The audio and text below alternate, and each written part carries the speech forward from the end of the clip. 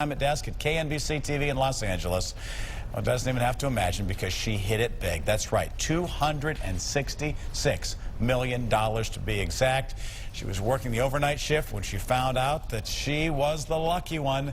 She finished her shift. She asked her coworkers to keep her name secret until she is ready to step forward. $266 million. Well, I've got one, two. That's a start. Three. That's a start. $266 million. Well, now. I've just been robbed. What's the number for 911? You need to be better with money management. Wow, I needed to call Rob Wilson. Where is he when we need him? He's here. Rob, people have a hard time holding on to their money these days.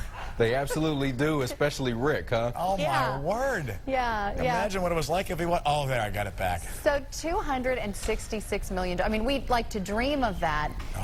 And we do like to think sometimes, for those of us who never win, there's got to be a lot of problems, though, that come with winning that much money, right? Would it just be too much of a headache to even deal with it? Well, it's a headache that I'd like to have. I'm sure there's enough aspirin out there for me to take care of that. But you guys know I work mostly with professional athletes, but I actually do have a client that won the Mega Millions game in Ohio a couple of years ago.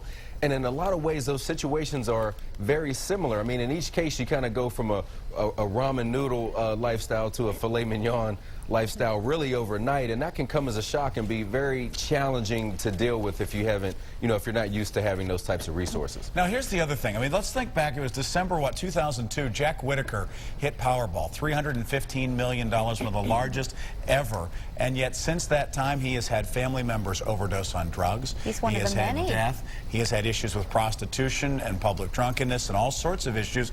And you can document time after time after time that huge sums of money come into your life, and then it all goes downhill very quickly. Yeah, it's very tough. And if anyone ever has a question of why I got into this business, I mean, here are some statistics that really tell you that. 30% of lottery winners go bankrupt within 5 years of the win. 60% of NBA players are bankrupt or in financial trouble 5 years after they leave the league. And 78% of NFL players bankrupt or in financial trouble 2 years after leaving the professional sport. So, I mean, there's a huge need. And let's not forget that there are windfalls for the rest of us. We may not all sign multi-million-dollar contracts, but there's inheritance from your family, insurance or legal settlements, bonus from your job. Tax refunds are a big windfall. You may sell a business, cash in stocks options. We all have some sort of windfall that may happen, so we need to think about how to deal with those as well. So what can we do? How can we prepare ourselves for the money that could come pouring in at any moment? Well, you want to avoid a couple of mistakes, and the first one obviously is exactly what you think is overspending. But it's not just spending too much money, it's spending too much for the things that you do buy. So if you're in the news for just winning the lottery or signing a big contract and you walk into a car dealership, do you think that car dealer is going to negotiate with you? Probably not. So you don't want to overpay. You don't want to get into an unsustainable lifestyle. You may be able to buy a big house, but don't forget that those taxes, utilities, insurance, those things never stop. So you've got to be able to pay those into the future. Ignoring taxes, sometimes the lottery doesn't take out enough. You have to handle that after the fact. You may be in a higher tax bracket than you're used to. And obviously a lack of planning, like you said, with more money comes more problems. And so it's something that you really need to think about. Estate planning, taxes, all of those sorts of things. And sometimes I guess maybe you can start with small things. I mean, if you get a tax refund of $1,500, don't just go out and buy a new camera, a new computer that you wanted.